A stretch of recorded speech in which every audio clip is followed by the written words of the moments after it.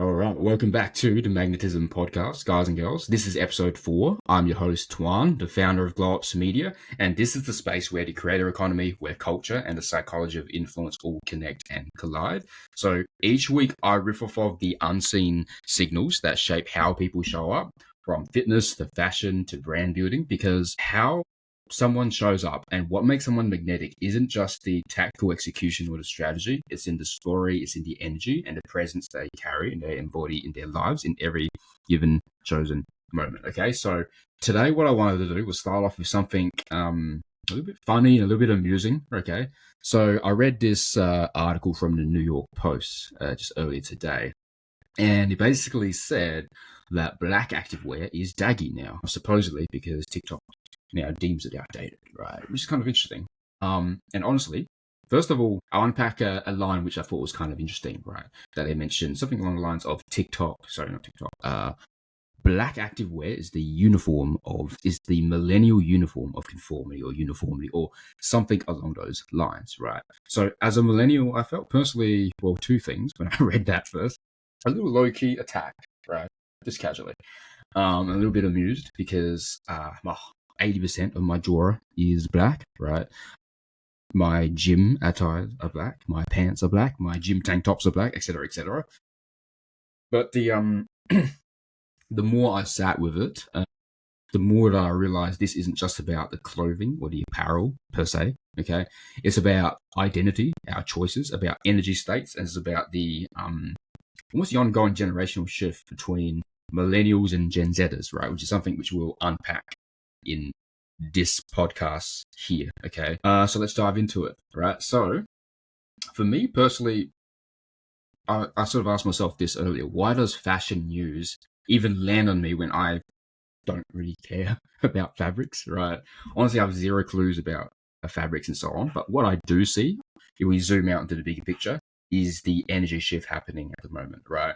Because once I zoomed out from my own closet, I started noticing a bigger cultural pattern. And it's not really about leggings. It's about how each generation from the millennial to Gen Zers, right, decide to show up and what it says about the psyche and the wiring and the time in which they grew up and how it shows up in their clothing and how they express themselves and so on. Okay. And even if you think back to, we can all think of a time where what you decide to choose to wear, right? Whether it feels like it made you stand out or it made you feel maybe a little bit outdated, right? And so on there. The way I see it the way I see the contrast happening between millennials and Gen Z is quite interesting. So I sat and thought about this, but one way I can think about why we make these choices the way we do is that millennials, we default to black, right? Due to the rising of the minimalist culture, right? Where everything we did was out of practicality, out of being efficient, right? Of being survival coded, right? Because millennials defaulted to black because we were survival minimalists, right? We came of age during the global financial crisis. That was 2008. Trying to be taken seriously, trying to adult as a lot of the term seems to be thrown around these days. Buying a lot of versatile basics, right? That works everywhere, right? How can you make something efficient? It's the generation that read Atomic Habits, right? How do we decrease our activation energy, right? To get the most done in the least amount of resource and effort wasted, right? So black was really about practicality, it's about control, and black was uniform, and that is why it sort of become the uniform of millennial culture, so to speak, right? But when you think of Gen Zers, it's a completely different DNA there, right? Completely different wiring. They were born during chaos, during turbulent times, right? They were raised on TikTok, right? They were raised on they were the first generation raised completely online. Okay, so everything is done and everything is tweaked and they are much more sensitive to algorithmic optimizations and shifts in the way that millennials don't. Millennials, we were the first generation that grew up. We were the last generation to grow up completely not on the internet, right? Which is what makes that very subtle but very tectonic shift there. Okay, so for Gen Zers, power comes from play, right? It comes from bold expression, right? So that's where you see it reflected in the activewear sets, okay? That goes beyond just black. You got sage, you got pink, you got brown sets, right? So it's not just fashion, it's an active, almost like rebellion and resistance to the millennial culture there, right? So almost two complete different spectrums there, if you think about it that way. Okay, so it's saying the Gen Z is different DNA there is basically saying we're not here to blend in, right? We're here to be seen, to express ourselves. Okay. So it's not really about, if you really zoom out, it's not really about leggings versus color, so to speak. It's two contrasting paradigms. Yeah, you got survival minimalist versus chaos maximalism, right? And that's why black feels like daggy to them, right? Not because it looks bad or whatever it is, or it's not fashionable, but because it represents the old order, the old operating system. Okay. So if fashion was a mirror, right, then what it basically reflects back upon you, right, is millennials were survival coded and Gen Zers were chaos coded, right? But the real question we got to ask ourselves is what comes after survival and chaos? And that's where Thrival enters the conversation. Okay. And all right, here's the truth, right? And this is what's funny. So when a girl ditches a black set for sage or pastel, she's not thinking along these conscious terms. Like she's not thinking, okay, I'm chaos maximalized right now, right? She's thinking, this makes me feel lighter. This makes me feel more playful. This makes me feel a little bit more fun, a little bit hotter today, right? When a Melbourne girl defends back, she's not quoting or thinking about some generational survival millennial story, right? She's saying, black is chic. This is not changing. I'm not changing. This is me, right? And that's what's going on under the surface there. But that's the thing, right?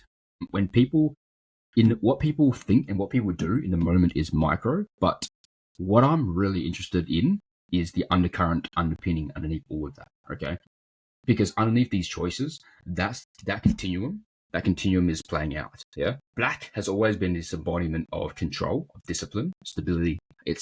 It represents safety. It represents a don't fuck with me and don't mess with me kind of vibe, kind of energy, right? But sage and pink and pastels, right? That's more play, a bit more fun, a little bit more cheeky, a little bit more presence, right? It's about, I'm here, feel me, look at me, right? Millennials are survival coded and Gen Zers is more chaos and expression coded. And this shows up in the choice, right? So black for a while and still very much is, right? The default, right? Start from that. The next move, it's not one or the other, right? It's Thrival. And Thrival is where you're not shrinking yourself, right? You're not shrinking your expression. You're not dressing out of fear, all right? You're not dressing out of the need, the validation to feel seen, right? To dressing out of need for rebellion, right? You're dressing with intention first and foremost, okay? So you choose what amplifies your story, the story that you are trying to tell in that given moment, right? In whatever era, right? That you've chosen to embody, okay? That's what I like. That's why I call it aesthetic intelligence, right? It's the ability to know when to lean into, for instance, black, right? Black discipline, when to lean into flow. So lean to your sages, right? That's the next evolution of personal magnetism, right? Not about survival, right? And also not just about chaos and rebellion, right? But it's about integration, and that is when you truly thrive. So millennials made black the uniform, which is survival mode, whereas Gen Z has swung in a complete different direction, right, into chaos, into color. But the real move isn't survival or chaos, right? It's thrival.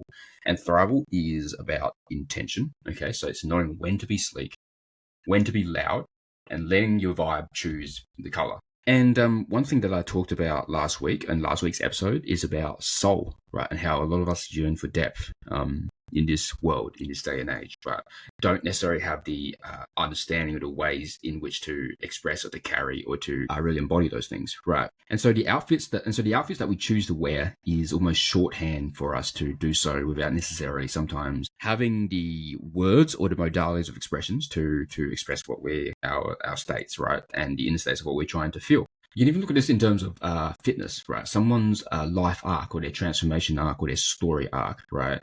Even when you look at, say, someone's fitness transformation for when they started in the gym and the transformation they go through, why is it that some hits harder when you actually know the reason and the why behind why they do it, right? And that's because the soul is there.